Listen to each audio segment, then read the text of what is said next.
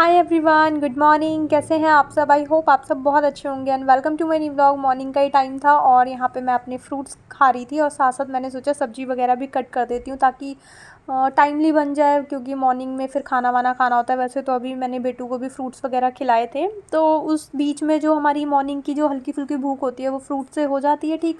उसके बाद फिर मेरे को उससे थोड़ी एनर्जी भी मिल जाती है, तो फिर मैं किचन में चली जाती हूँ अपना कुकिंग वगैरह करने के लिए। बट बेटू जब स्कूल जाती है तो तब इतना टाइम नहीं होता, तब पहले मैं अपना कुकिंग वगैरह का काम निपटाती हूँ। उसके बाद अपने फ्रूट्स वगैरह खाती हूँ किचन से फ्री होने के बाद। बट अभी तो समर वेकेशंस चल रही हैं, अभी तो मस्ती मस्ती है, मतलब मज़ा ही आ रहा है। अभी तो थोड़ा लेट लेट उठना और अपने अकॉर्डिंग पूरा दिन इंजॉय करना।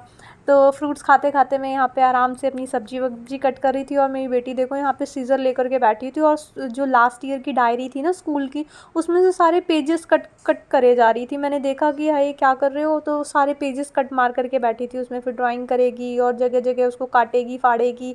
और अब फ़ैन तो चलते ही हैं अभी इतनी गर्मी में, तो वो सारे पेजेस छोटे छोटे जो होते हैं ना वो सारे कोई टेबल के नीचे चला जाएगा, कोई सोफ़े के नीचे, कोई कहाँ, कोई फ्रिज के नीचे। तो उड़ करके वो घर के चारों कोनों में इसके ये पेपर्स फैल जाएंगे। तो वही मैं उसको मना कर रही थी कि बेटू ऐसे मत फैलाया करो, थोड़ा बच्चे को ना प्यार से समझाना पड़ता है। तो मतलब थोड़ा सा इमोशनल फैक्टर रख के इसको समझाओ ना कि देखो मम्मा थक जाती हैं और फिर मम्मा की हेल्प कराने के लिए भी कोई नहीं है, ऊपर से आप काम बढ़ाओगे तो फिर कैसे मम्मा थक नहीं जाएंगी। तो इस तरह से थोड़ा बच्चे को समझाओ ना तो बच्चा जल्दी समझता है। लेकिन अगर कोई चीज़ प्रेशर में कराओगे ना तो वही करेंगे ही नहीं। मेरा तो एक्सपीरियंस यही कहता है कि बच्चे से प्रेशर से आप कोई भी काम नहीं करा सकते, बट हाँ उसको इमोशनली थोड़ा सा अटैच करके या अपनी प्रॉब्लम बता करके आप उससे कोई भी बड़े से बड़ा काम करा सकते हो, तो बच्चे उस चीज़ को मान जाते हैं। और अभी मेरे को आपको बैकग्राउंड में थोड़ी सी बादलों की गरजने की आवाज़ आ रही होगी, क्योंकि बाहर हो रही है बहुत ही तेज़ बारिश। मतलब वेदर बहुत ज़्यादा ख़राब हो रहा है, एकदम बिजली बिजली कड़क रही है। तो उस बीच में मैं वॉइस ओवर कर रही हूँ, क्योंकि जस्ट अभी अभी मैं इसका वॉइस ओवर कर रही हूँ रात के टाइम, और अभी जैसी वॉइस ओवर ख़त्म होगा वैसे ही मैं वीडियो अपलोड कर दूँगी।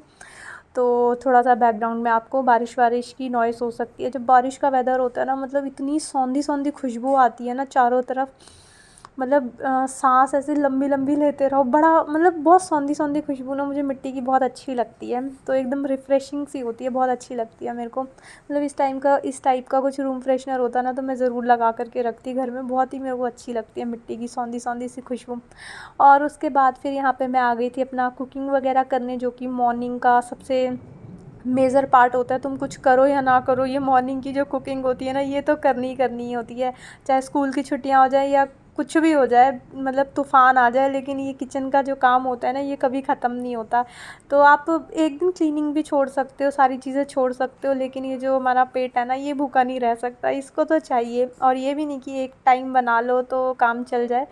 तो इस पेटू को तो वही दो दो टाइम कुछ ना कुछ चाहिए, और वेकेशंस में तो 4 बार भी चलता है। और उसके बाद ये देखो मेरी बेटी के ये फैंसी आर्ट एंड क्राफ्ट, वो फैंसी नेल्स बना करके लाई थी।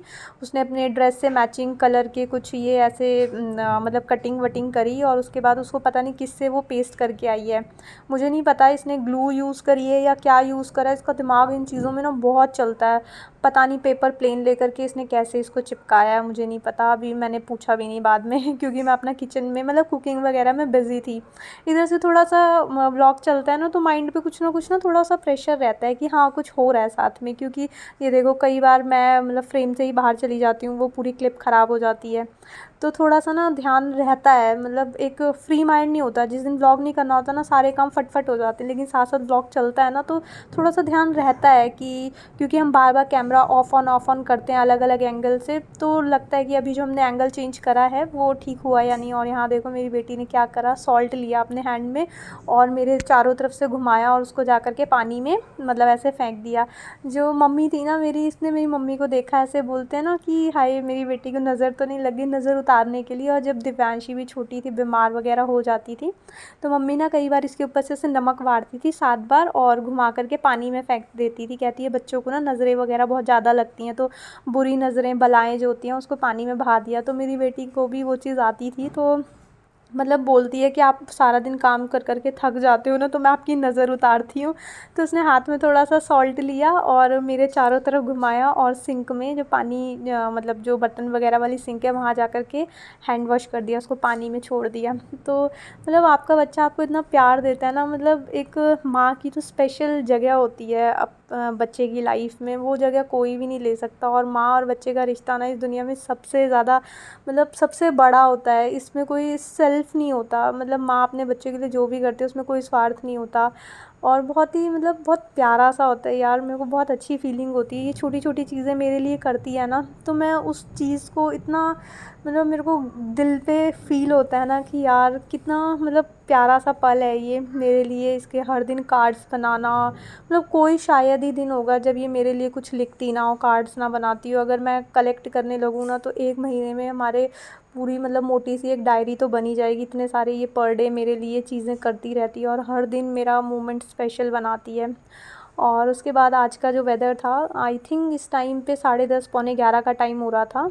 तो 10:30 से 11 का टाइम रहा होगा। और आज का जो वेदर था वो बहुत ही अच्छा हो रहा था। रात को इनफैक्ट बारिश भी हुई थी।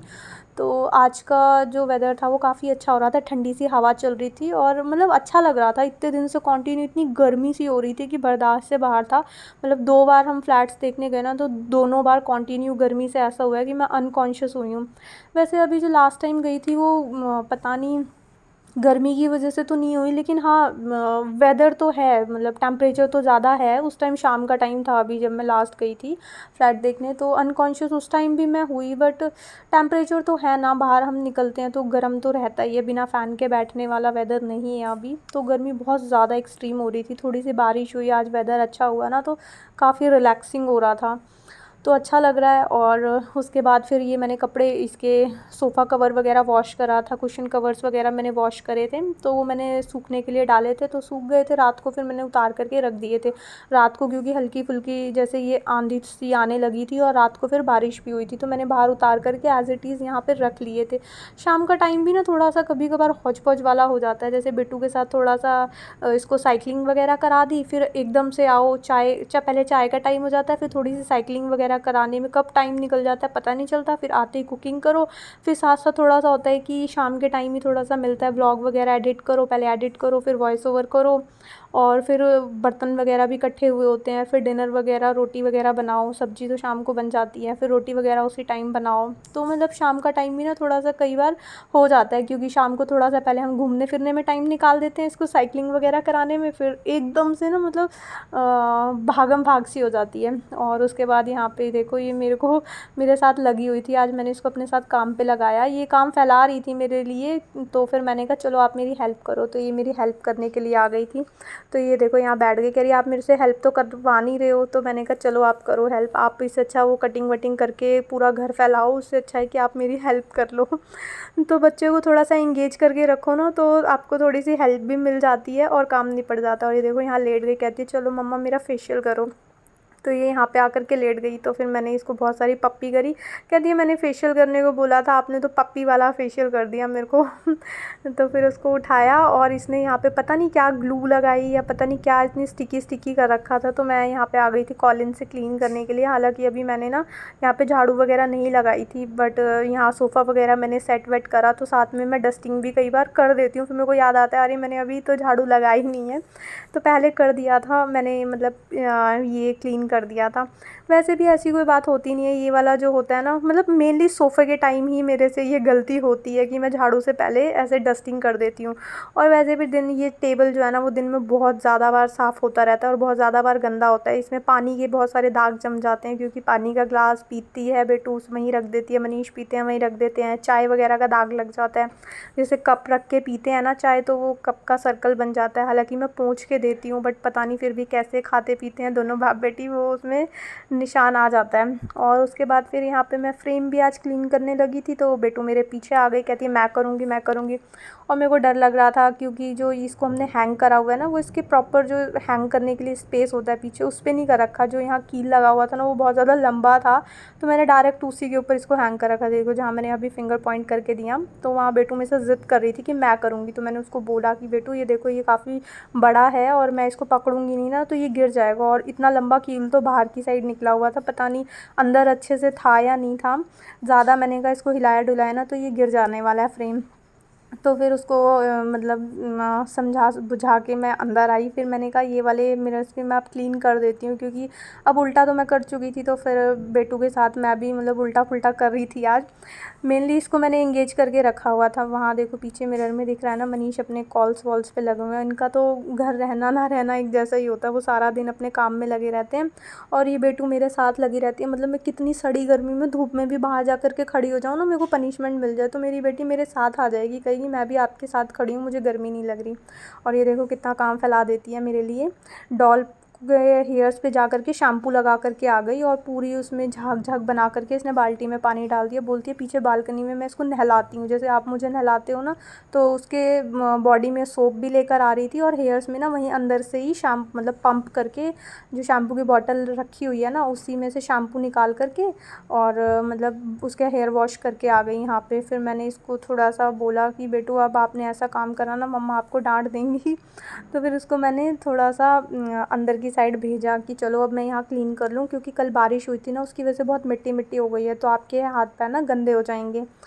तो मैंने कहा जब तक आप इसको रेडी वेडी करो, टॉवल से इसकी बॉडी को वाइप करो, और मतलब उसको एंगेज करा मैंने, वरना वो और काम फैलाती रहती। छुट्टी में ना मतलब ऐसा हो जाता है कई बार कि बच्चा ना पूरा दिन इतना बोर फील करता है कि उसका दिमाग ना मतलब कैसे शैतानी करूँ, कैसे फैलाऊँ, ऐसा हो जाता है। और ये देखो यहाँ पे कितने बड़े बड़े पत्थर आए हुए थे उस नेट के ऊपर, जहाँ से वाटर वगैरह मतलब निकलने की जगह दी हुई होती है ना, क्या बोलते हैं इसको, जहाँ पे पानी पास वगैरह करने के लिए दी होती है। तो उसके ऊपर जाली के ऊपर इतने मोटे मोटे पत्थर के वो सीमेंट के टुकड़े आकर के गिरे हुए थे, और वो छोटे छोटे आते हैं, तो उस जाली के ऊपर बड़े बड़े थोड़े से होल्स हैं, तो वो होल्स के अंदर से चले जाते हैं, और बारिश के टाइम पे फिर यहाँ से पानी बैक होने लगता है।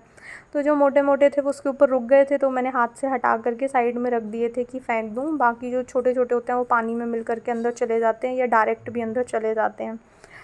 तो बस ऐसे ही होता है, इसकी वजह से थोड़ा सा पानी वानी बैक हो जाता है। पता नहीं ये काम कब तक चलेगा, और बहुत डस्ट भी आती है पीछे। और उसके बाद यहाँ पे फिर मैंने मैट्स वगैरह मॉर्निंग में वॉश कर दी थी, तो वहाँ मैं गेट पे डालने के लिए आ गई थी। धूप तो थी नहीं, बट फिर भी टेम्परेचर तो है ही, तो सूख ही जाती।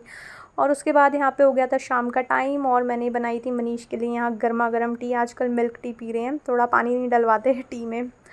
तो बस अब आज का व्लॉग मैं यहीं पे एंड करती हूँ। आई होप आपको ये व्लॉग अच्छा लगा होगा। अगर आपको ये व्लॉग अच्छा लगे तो उसको लाइक शेयर एंड सब्सक्राइब ज़रूर करना। मिलेंगे एक न्यू वीडियो में। Till then take care friends, bye bye.